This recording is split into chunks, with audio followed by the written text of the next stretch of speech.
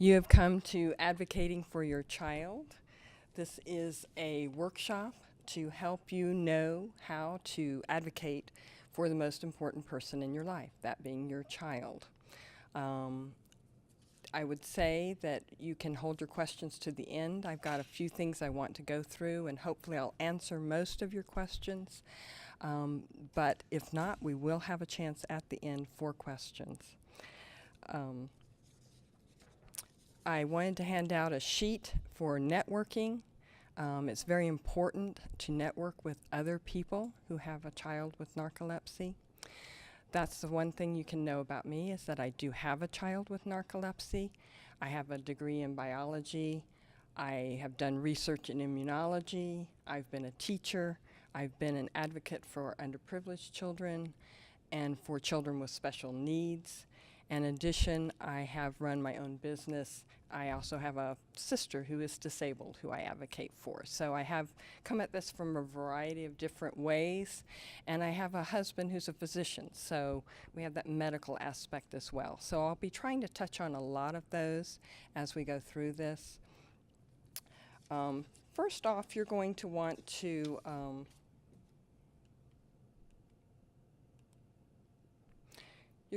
have a toolkit that you keep for yourself that will help you to be an advocate for your child.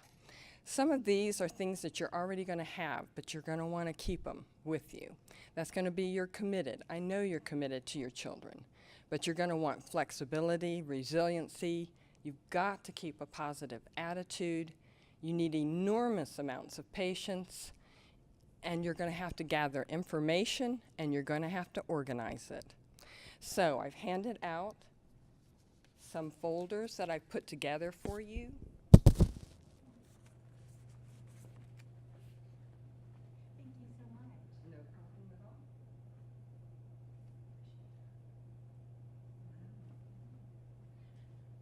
I'm hoping that you can start that as sort of a skeleton booklet that you will add to. You can pull out things that I've put in there that are helpful to you. If something's in there that is not helpful, jettison it. Put what is helpful to you in there.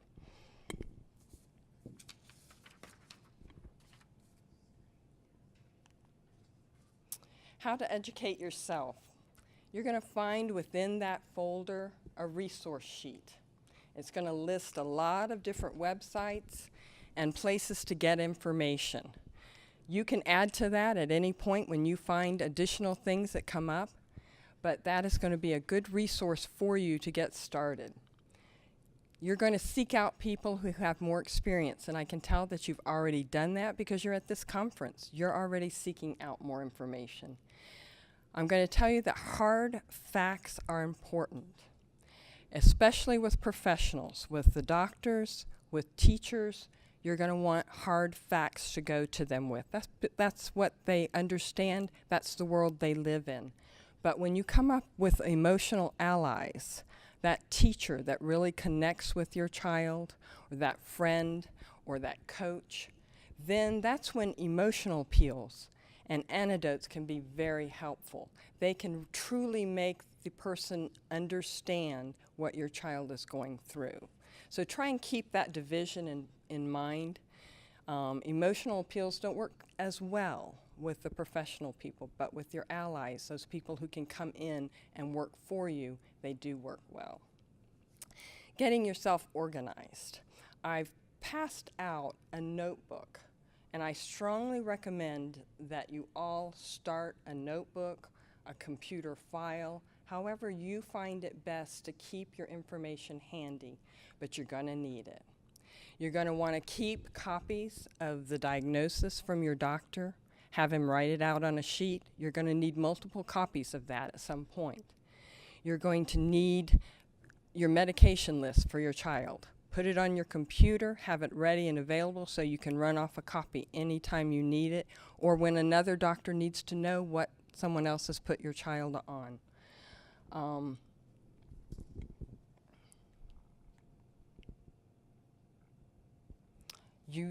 You're not going to know sometimes when you need this information, so keep something with you all the time. If you're at school to see a teacher, have that notebook in your car. because you might just say, hold on just a minute, I need to run out and get something for you.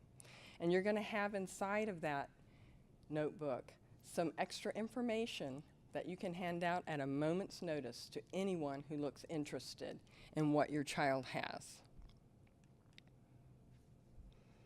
I've included some of those in your packet that you have there, but you're also going to want to keep a sheet, a sort of running dialogue. I kept a little spiral ring notebook on anything I noticed in my child as things changed or as we got medications more leveled out, as symptoms developed. My daughter developed the excessive daytime sleepiness first. It wasn't until a couple of years later that we saw the cataplexy.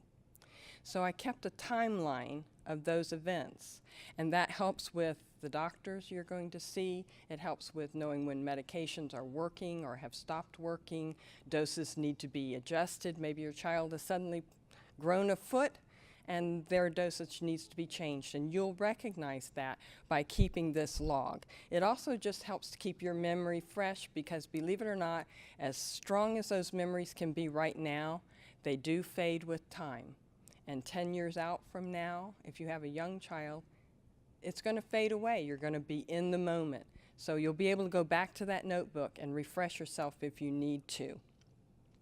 You're also going to want to ask people for feedback, because you're going to see some things in your child and other people are going to see things that you don't see. Your child's going to be reacting differently. He's going to be in a different environment, and they will be able to give you information that you don't have. Seek it out. Don't be afraid of it. Advocacy is a huge road journey that you're going to go through as you go from taking your child from the age they are now up until the point you make them self-sufficient and advocating for themselves. And that is your goal, is at the end your child's going to become their own best self-advocate. Your role will be very high in the beginning, and then as you get further along and you bring your child along into the process, and then at some point as they get to the college age, they're going to be able to fly on their own. And that will be a job well done. So you're going to want to identify your issues, get the facts, define what is your request. You want to make it very specific. Don't make a general request. I want you to help my child. It's too big. Specific things. Then you're going to want to find the people that are going to be able to help you, get to the right person, choose with that person what tactics are going to help you to get what you need for your child. Then create a plan, and then you're going to take action. You're going to call a meeting, you're going to get people involved, and then you just keep doing that over and over and over again.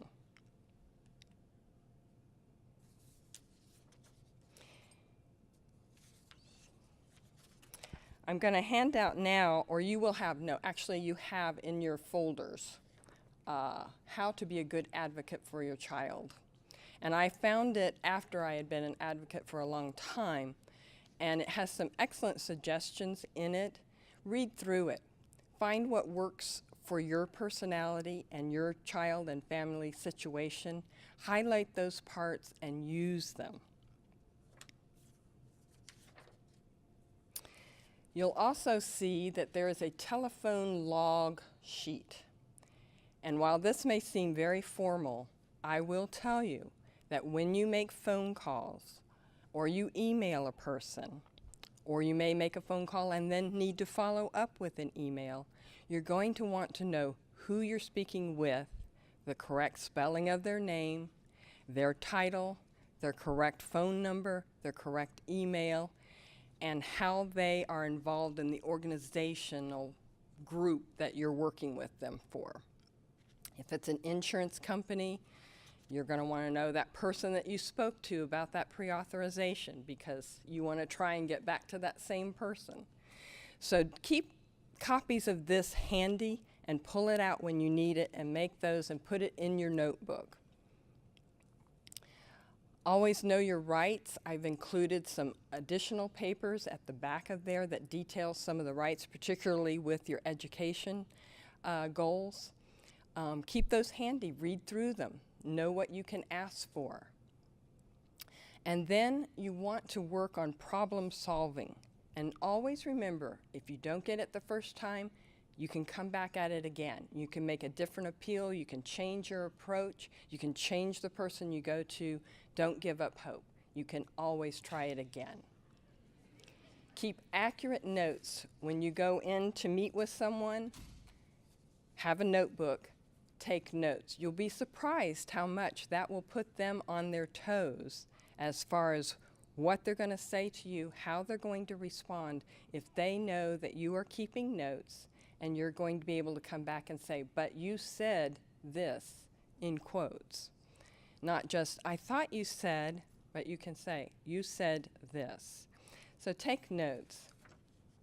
I've also included a sheet in your packet that details when you may need to go above the person that you're currently speaking with. Find out who the next person above that person is and work your way up. But hopefully, if you take all of these steps that I'm detailing to you and you do it informally, you're going to be able to do it without ever having to go above that person. Because when you go above that person, that is a good way to make an enemy of that person. And the one thing you don't want to make on this journey is enemies. You're wanting to make a friend, an ally, a co-conspirator, someone who's got your child's best interests at heart. So you'll also see a sheet in there called informal advocacy. And that may give you some different tips than what I had in the first sheet, and it may work better for you, and that's why I've included it. So take a look through that. This is probably one of the most important slides in my presentation. If you remember nothing else, remember this slide. And that is, be polite, be courteous. Sometimes when we feel someone has wronged our child or isn't working for our child, we can respond very emotionally. We can get very upset. We can get very frustrated. We can get angry. But you will get further if you can always set that emotion aside and maintain a polite and courteous attitude. And when they say for a meeting that it happens at this time, be on time. Be a few minutes early. Be waiting in the room. Have your notebook out ready, calm, ready to be helping. Keep your frustrations in check. Try to never raise your voice. Focus on why you need that person to act. Not that you want them to act, but why. Stay calm. Stay calm. I guess because I've also been a teacher for the school setting, and I've been a parent, and I've been having to advocate for a child that's not even my own, I do know that this is the way things can happen the best, is to keep your emotions out of it. Focus on what the problem is. Okay, the other thing I wanted to focus on for this is I'm thinking about advocacy as sort of concentric circles of people, with your child, the one that's needing to be advocated for, in the center. And then there's friends and family around them that you want to build up and make strong. And then you've got your medical professionals who are that next circle that are affecting what your child, how he's going to function, if he's going to be functional, all those sorts of things. And then from there you've got school, which is for your child, their job. It's like us having our job. School is their job. And then you've got all the social organizations. Maybe it's church, maybe it's sports, maybe it's a special interest they have, chess, piano, what have you. And then you're also going to have strangers that are out there on the outside. And it's surprising how many times strangers are willing to offer their opinions to you on what your child should be doing or what you should be doing with regards to your child. So we're going to work on that now, going from the inside out, talking about first your child. You're going to first try to work with your child with self-help skills. You're also going to stress to them that if they can work on their own abilities, they're going to make a more positive impression and other people are going to be more willing to help them. And then we go into some of those self-help skills. Now, you've probably gotten a lot of these from being at this meeting this weekend. You've probably also gotten it from various doctors that you've had your child to. But if you've heard nothing else this weekend, you've probably heard scheduled sleep periods, having regular napping schedules. That, in most doctors' opinion, is as valuable as medication. So keep that in mind. Healthy diet, sometimes relaxation techniques. Being unable to participate or feel as well as you want to every single day can be extremely frustrating to your child. You might look up and find some relaxation techniques that work with your particular child. It may be playing a particular game. It may be letting them go out and ride their bicycle. It may be them laying on the couch with you rubbing their back. All sorts of different things that can help relax your child. Exercise, always good. Avoiding caffeine, alcohol, nicotine, and over-the-counter drugs. If they're allergic or have a cold, you might want to talk to your doctor about some types of medication that aren't as sedating or making them sleepy as some others, because they're already sleepy. You don't want to enhance that. Alerting others that need to know that your child has this, and you may have to make judgment calls. Who needs to know, how much they need to know, but keep that in mind. And always break large tasks into smaller tasks. If they're having to take naps or they need breaks because they're tired, you're going to have to help that younger child to know how to break it up into smaller bits. Do this bit, take a break. Do this bit, take a break. And they're probably going to have school assignments that everyone else has to turn in the next day, and maybe you get the accommodation that they get a couple of days, and you break that into smaller bits. Sometimes the hardest people to advocate to are other family members, grandparents, your sister, uncles, cousins. They don't understand. And in my case, I had an only child. So everyone was telling me, oh, you're just coddling her. She really could do much more than you think. You just really basically don't know what you're doing. And so I have found that this sheet, I'll pass it out, it's called the spoon theory. I don't know if any of you are aware of that. But it basically says when a child only has a certain amount of energy in a day, how they sometimes have to break that up. And a lot of times if you hand that to family members and they read it, it can sometimes help them to understand better. And you may find other things on the internet that can be helpful to you. Look for those. Don't just say, oh, they don't understand. Keep trying to help them to understand, because your family is going to be a wall and a refuge for your child, and you want that to be strong, and you want everybody on the same team. You want everybody working for your child. So don't leave anybody behind unless you absolutely have to.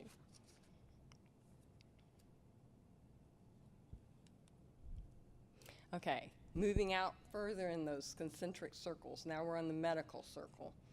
You've had to already, I know, be with doctors, because that's why you're here. Your child was diagnosed with narcolepsy. The important thing to remember is you know your child better than anyone, because you see them more, you're with them, you understand their personality because they've got bits and parts of you. So always keep that in mind. Don't let yourself be intimidated. With medical professionals, it's very important that you keep records and follow deadlines. I know this from my husband being a physician. There are so many times, day before school starts, he gets this rush of parents that need the school physical, that need the special accommodations letter, that need this. They had all summer. Be kind to your physician. Remember that in June 15th, why don't I go ahead and start that process? Get that letter already written, and I'll have it on that first day of school, and the doctor can do it. Particularly with pediatricians, the summer is a slower time for them. So do some of these things when you can during that slower time, when they have more time and you can more effectively communicate with them. They want to do what you need to do, but it's hard when there's 25 parents that need that school physical form filled out and they've got 40 patients in the waiting room. Be vocal, be polite. Do anything you can to make their job easier. I'm going to pass out a couple of notes and letters.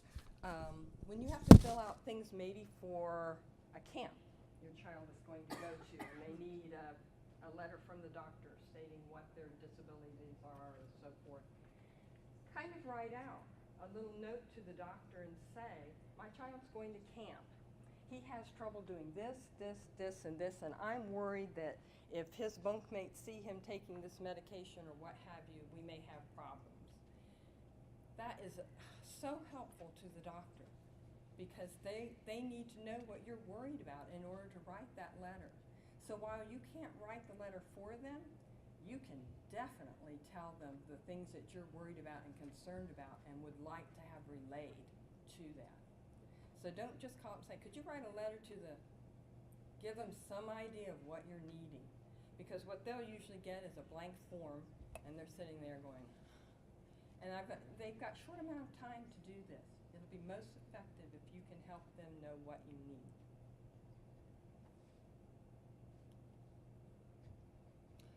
Medical alert bracelets or a card, in some way, a necklace. I didn't have a necklace to take a picture of, but it's good for your child to have one on, or in their backpack, something like that.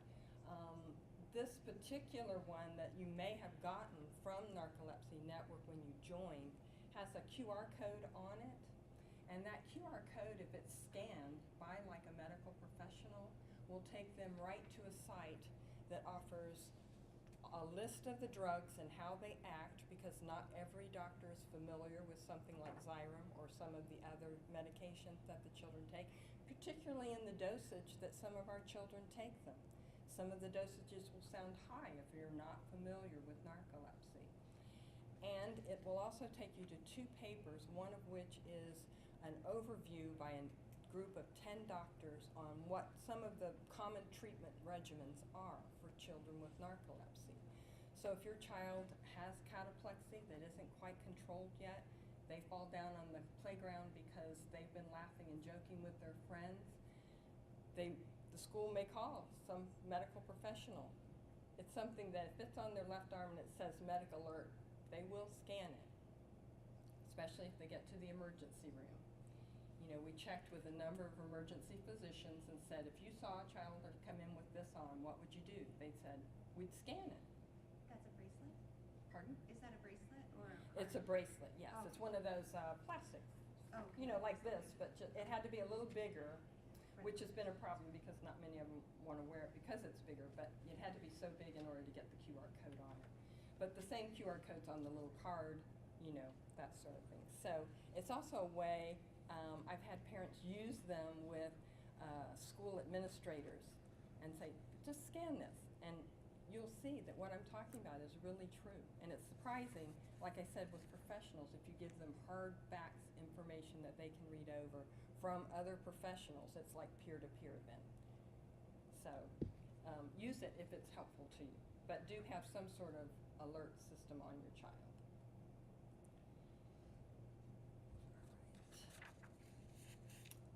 In the school setting, always remember, collaborate, don't alienate. Always try and just zip that tongue if you're going to think you're going to make an enemy, and step back and say, do I want to make an enemy of this person, or do I want to find some way that we can collaborate on how to help my child? Again, your child's age determines your role, and you've probably been to some of these talks this weekend. These were all on Saturday, the DIA, IEP, 504 plans, whether you need 504s or an IEP. I've included a sheet in the back of your notebook that gives how to compare those two if you have not done either one of those yet, or you're wondering if you should move to one or the other. One of the advantages of the 504 plan is that it will follow your child past high school. It will actually go to college. So we had a 504 for my daughter, and it took her all the way through graduate school. So, and sometimes a picture is worth 1,000 words. So I found this particular slide very helpful when I would go in with the teachers to try and explain what narcolepsy was doing to my child. You say my child's sleepy, everybody's been sleepy. But when you show, in this case, REM sleep is the orange, non-REM is purple, and wakefulness is white. Well, before she was diagnosed, this is definitely where my child was at. REM sleep and non-REM sleep were just intruding all throughout the day. This is a normal child. It's not happening during the day for that normal child. So then I show them what happens when she's on medication, because it's important for them to know that medication doesn't take care of all of the symptoms. Hopefully with your child, maybe it is, but most children, you get most of the symptoms. You know, they're not as sleepy, but they're still gonna have times in their day, and you're gonna figure out when those times are that are the low point for them, when they're probably gonna fall asleep. For my daughter, right after lunch, if she had a math class, she was going down.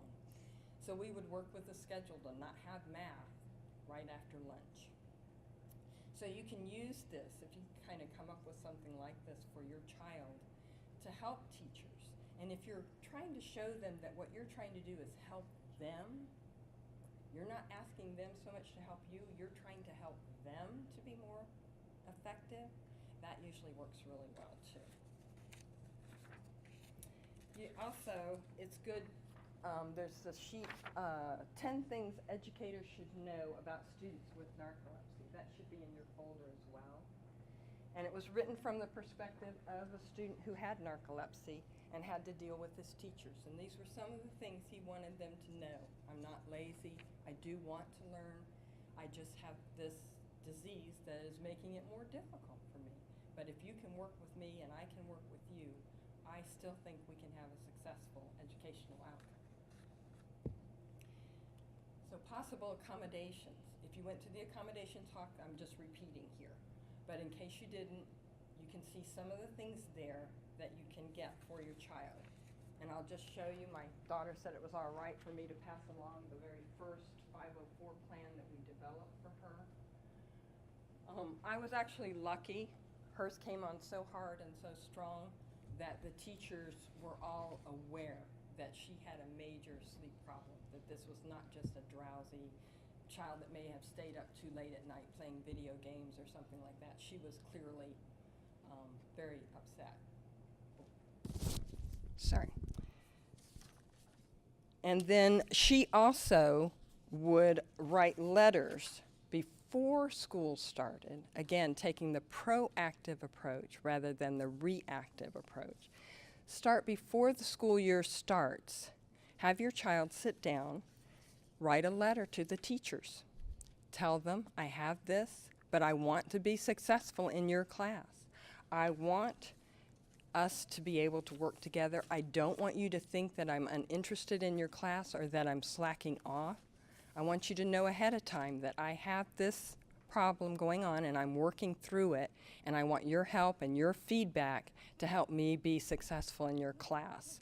So I'm going to pass around a couple of the letters that my daughter wrote to her teachers before each school year started.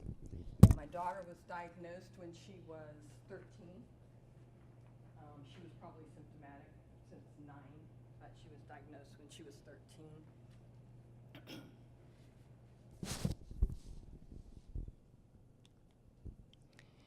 Remember the social concerns. It isn't just about the academics. It's not just about how they get along with the family. Your child still wants to participate in sports, still wants to participate in band, still wants to go on sleepovers, but some of those can be more difficult.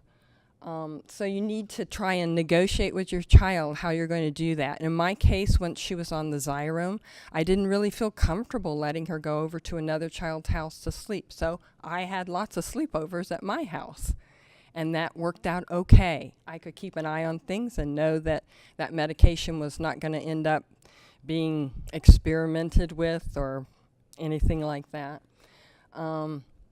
And remember that your child is learning and growing, and working through an acceptance of the disease as well.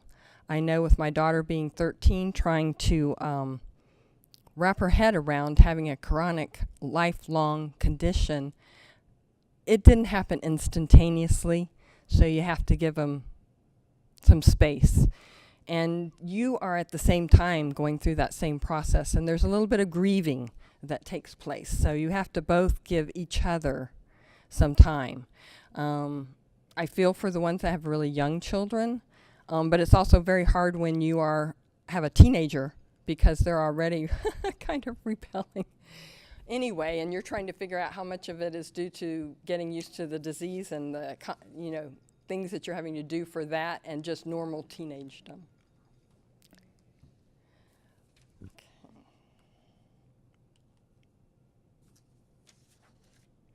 One of the things that I found for field trips, you're letting your child go off with all these medications on their own, trying to manage those, and yet you usually are having a parent or a teacher, chaperone, kind of oversee the process. Again, the idea of making it as easy on them as possible. What I did was they gave me an itinerary of the trip, what time things were going to happen when. I took that itinerary and I added in her medication schedule and her some sleep schedules in amongst that schedule. So anything in the sheet that's on black is what they sent me. Anything that's in color is what I added to the sheet, printed it off for them, gave it to all the chaperones, and after the trip they told me it saved their life because they didn't have to take my sheet and try and intersperse it with their sheet. It was already there. Make it easy for people. They will appreciate it, and then they work harder for you. And they also come to a greater appreciation of what you and your child are doing on a daily basis. I'm also going to pass around the sheet that talks about brainstorming ideas about social activities. Talking about what would you do with this, what would you do with that. Advocating with strangers. That can be difficult. Sometimes, unless they're just truly curious. And if they're truly curious, it's a wonderful opportunity to give accurate information. And I have to admit, I would try and work in the word narcolepsy in just about any conversation that I thought it could legitimately fit in because I wanted to get the word out and get more people to know what it was. Sometimes that means writing letters. We had a situation where Honda put out an ad that was not very favorable. A lot of people wrote on Facebook or to the company and made a difference. So that's a great way to advocate with strangers. Remember, take care of yourself. Use humor. Try and receive humor in anything. Stress with your child that you're trying to support them, not spite them. You're working with them. Sometimes they'll agree, sometimes they won't. Just let it roll off your back and know that coming back later, my daughter was a real pill during her 16th year, and now she comes back to me and says, "Oh, Mom, I thank you so much for putting up with me, and you really helped." So. Just drink a lot of wine between now and then. Right. Yes. Yes. And the humor, and sometimes the poignancy. We had my daughter out for dinner one night, and she had tried to get a nap beforehand. Schedule just didn't allow. We had to take her out for dinner. And the whole time with the whole family, she's sitting there, and she's struggling. And oh, your heart is breaking because they're struggling so hard. And then you have to just say, it's okay, we'll have another day. These are some of the mistakes that people make. That's also in your packet. Read through those and try not to make those mistakes.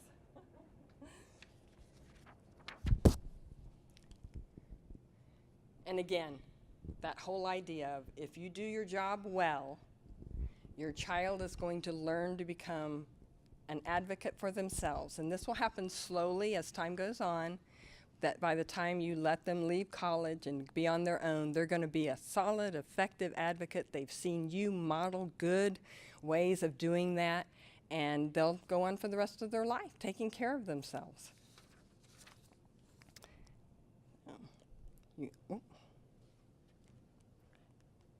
You had your resource sheet, and I'll now pass this out. There's a network that I wanted people to write your names and addresses on if you wanted to network with each other.